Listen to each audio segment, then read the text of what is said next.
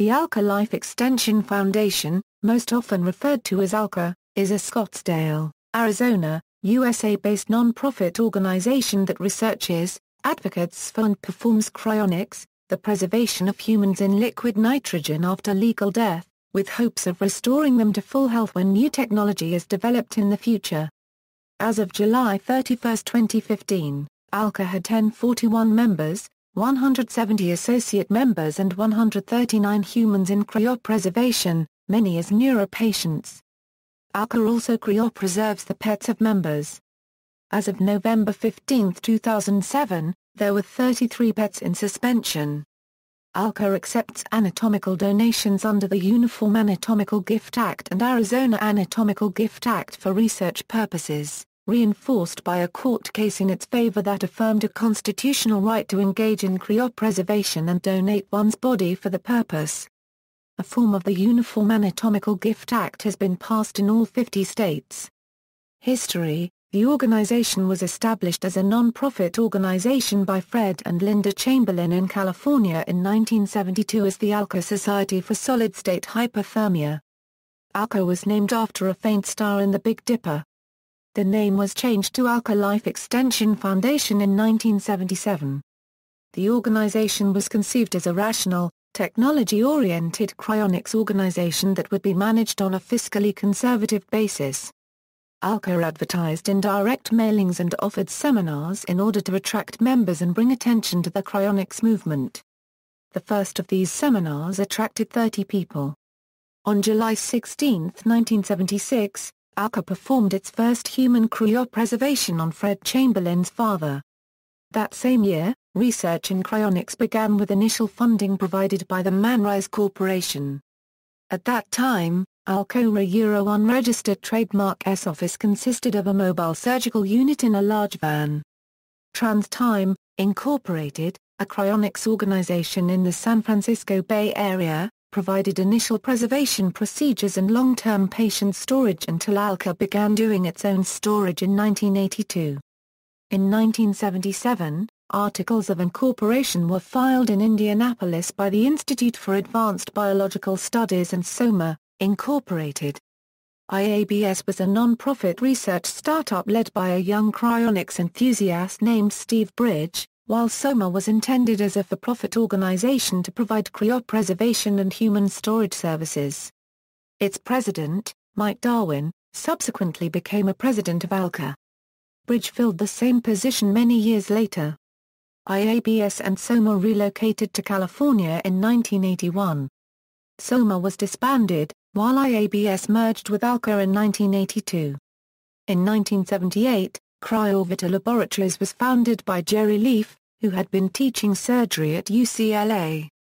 Cryovita was a for-profit organization which provided cryopreservation and transport services for Alcor in the 1980s until Leaf's death, at which time Alcor began providing these services on its own. Leaf and Michael Darwin collaborated to bring the first cryonics patient, Dr. James Bedford, who was preserved in 1967, to Alcor's California facility in 1982. During this time, Leaf also collaborated with Michael Darwin in a series of hypothermia experiments in which dogs were resuscitated with no measurable neurological deficit after hours in deep hypothermia, just a few degrees above 0 Celsius. The blood substitute which was developed for these experiments became the basis for the washout solution used at Alcor. Together, Leaf and Darwin developed a standby transport model for human cryonics cases with the goal of intervening immediately after cardiac arrest and minimizing ischemic injury. Leaf was cryopreserved by Alcor in 1991. Since 1992, Alcor has provided its own cryopreservation as well as patient storage services. Today, Alcor is the only full-service cryonics organization that performs remote standbys. Alcor grew slowly in its early years. In 1984, it merged with the Cryonics Society of South Florida. Alcor counted only 50 members in 1985, which was the year it cryopreserved its third patient. However, during this time researchers associated with Alcor contributed some of the most important techniques related to cryopreservation, eventually leading to today's method of vitrification. Increasing growth in membership during this period is partially attributed to the 1986 publication of Eric Drexler's Engines of Creation, which debuted the idea of nanotechnology and contained a chapter on cryonics. In 1986, a group of Alcor members formed Symbex, a small investment company which funded a building in Riverside, California, for lease by Alcor. Alcor moved from Fullerton, California, to the new building in Riverside in 1987. Timothy Leary appeared at the grand opening. Alcor cryopreserved a member a unregistered trademark S companion animal in 1986, and 2 people in 1987. 3 human cases were handled in 1988, including the first whole-body patient of Alcor's, and 1 in 1989. At that time, Alcor owned 20% interest in Symbex, with a goal of 51% ownership.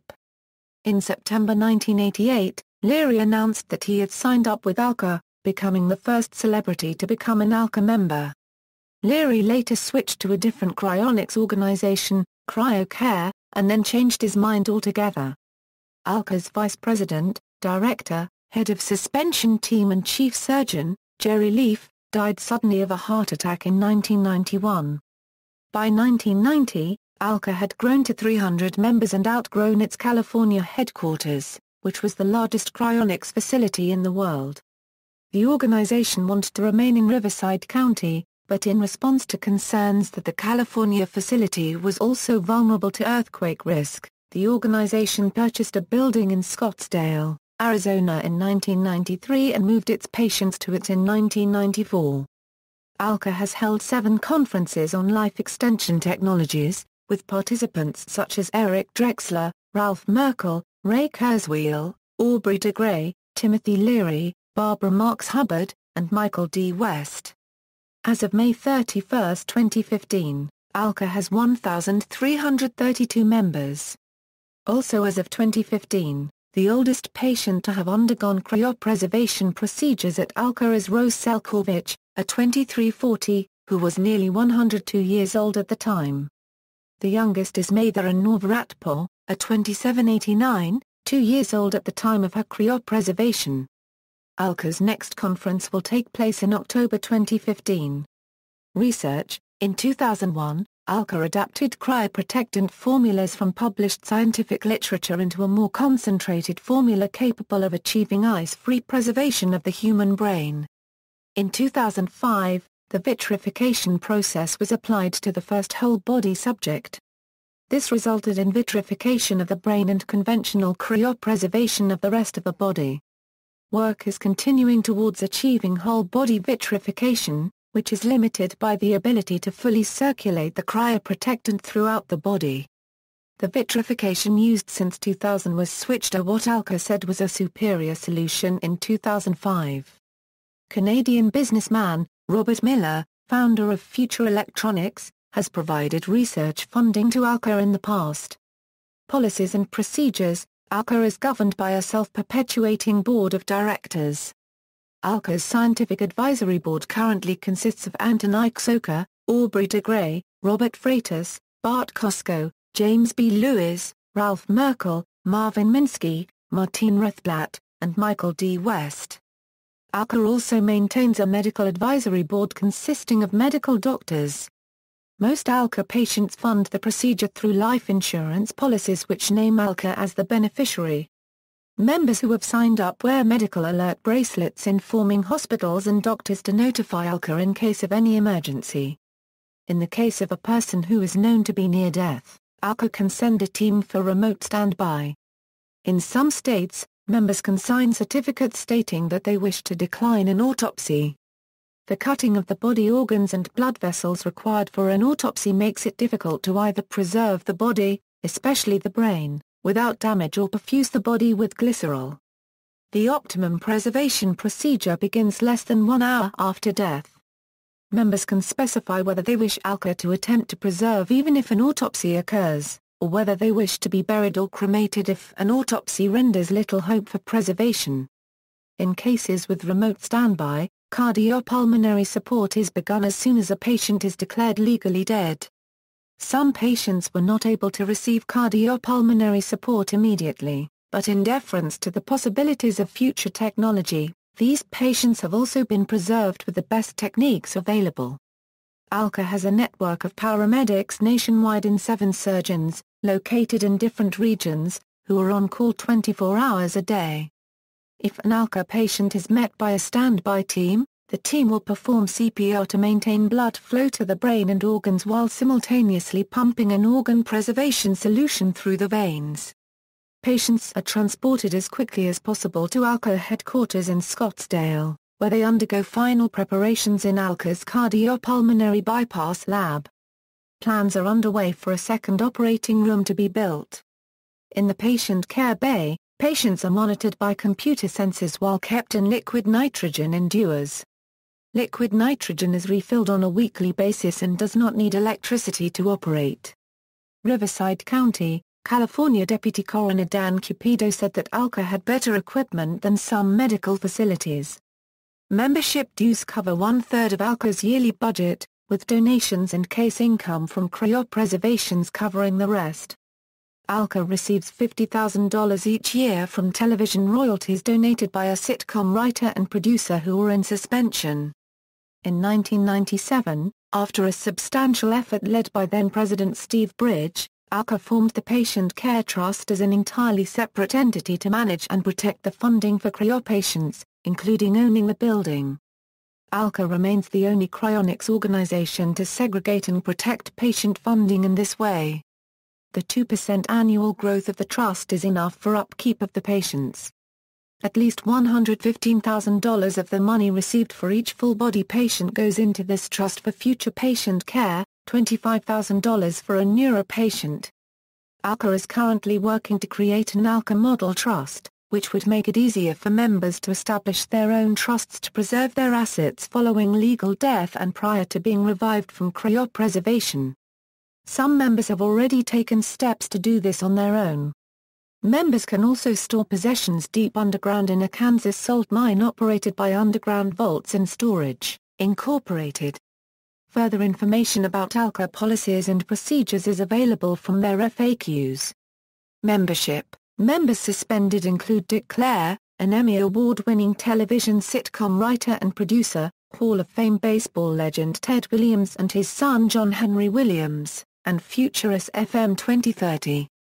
Notable current members include, researcher Aubrey de Grey, nanotechnology pioneer Eric Drexler, engineer Keith Henson and his family, entrepreneur Sol Kent, inventor Ray Kurzweil, casino owner Don Laughlin, film director Charles Machtel, PayPal founder and venture capitalist Peter Thiel, internet pioneer Ralph Merkel, Canadian businessman Robert Miller, MIT professor Marvin Minsky, futurists Max Moore and Natasha Vita-Moore, entrepreneur Luke Nosek, mathematician Edward O. Thorpe, talk radio host Mark Edge, and computer security CEO Kenneth Weiss.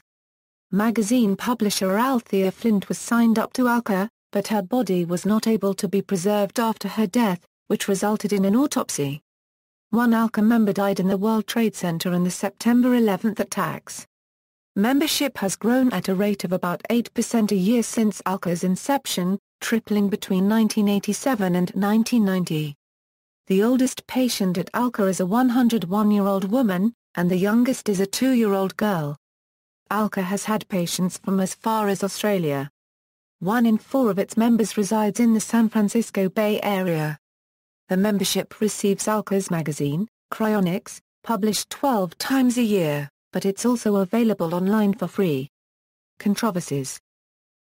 Dora Kent before the company moved to Arizona from Riverside, California in 1994, it became a center of controversy when a county coroner ruled that Alcor client Dora Kent was murdered with barbiturates before her head was removed for neuropreservation by the company's staff.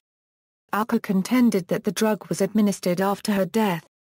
No charges were ever filed. Former Riverside County Deputy Coroner Alan Kunzman later claimed that this was due to mistakes and poor decision-making by others in his office. A judge ruled that Kent was already deceased at the time of preservation, and no foul play was involved. Alcor sued the county for false arrest and illegal seizure and won both suits. The incident is credited with spurring a growth in membership for Alcor due to the resultant publicity. Ted Williams In 2002, Alcor drew considerable attention when baseball star Ted Williams was placed in cryonic suspension. Although Alcor maintains privacy of its patients if they wish and did not disclose that Williams was at the Scottsdale facility, the situation came to light in court documents that grew out of an extended family dispute over Williams' wishes in regard to his remains. While Williams' children Claudia and John Henry contended that Williams wished to be preserved at Alcor, their half-sister and oldest Williams' child Bobby Jo Farrell contested that her father wished to be cremated.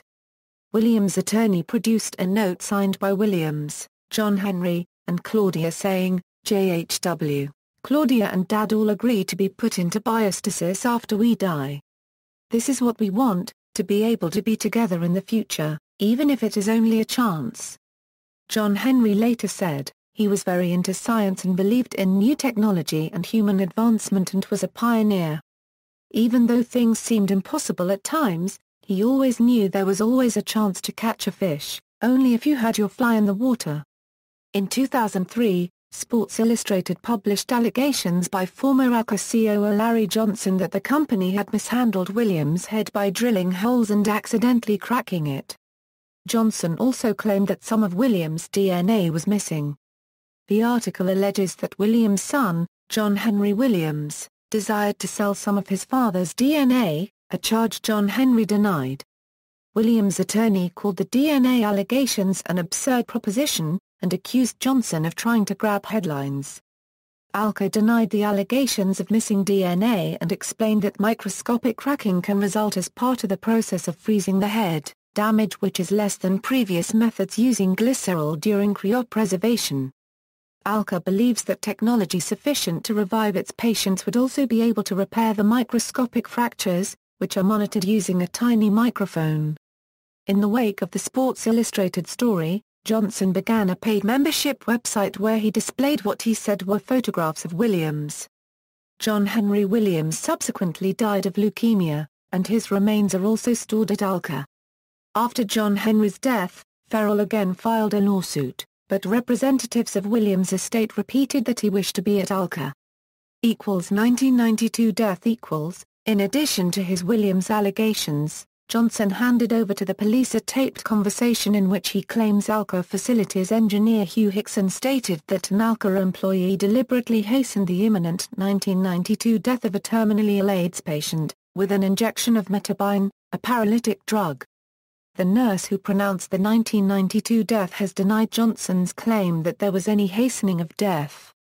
The nurse's claim that the patient died in his bedroom contradicts Alcor's own 1992 case report, in which they state the patient died approximately 30 minutes after they transported him to a makeshift operating room, in a garage. In 2009, Carlos Mondragon told ABC News he had been made aware of the allegations, at the time of the case, and as a result, had severed Alcor's ties with the employee who allegedly hastened the patient's death. Mr. Mondragon failed to inform ABC News that the same person later performed Alcor's surgical procedures, including the suspension of Ted Williams. See also, Information Theoretic Death. References. External links, official websites for mission statement, a Cryonics magazine, a Euronews blog, a FAQs, Oberhorse, Daniel. The Art of Not Dying. Vice.